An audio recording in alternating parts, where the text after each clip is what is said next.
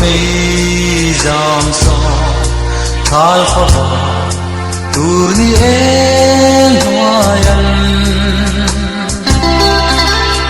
asora tiam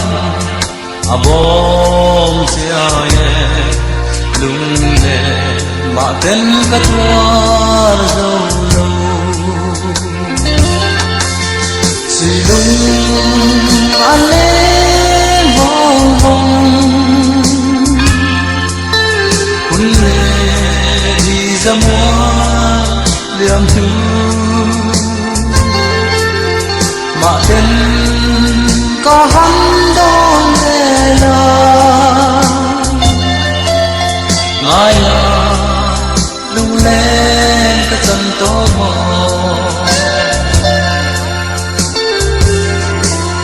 ăn môi nghe nhẹ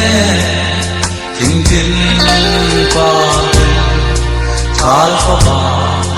tur niên hoa yam sắc hoa hoa na lụy te tâm dia sir vale ten zayan lo rem silung ale hong hong kunle ni zamwal yam ma ten có hắn đón về là ngài là lung lên cái chân tô mò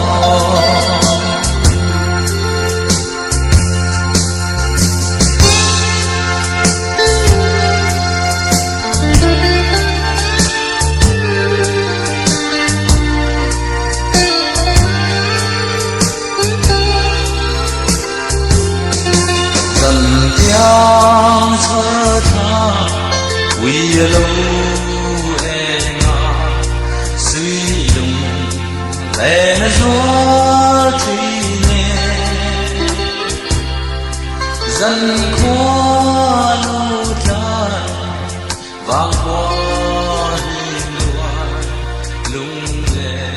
giàn vũ cái thi lâu silung ale hong hong kunle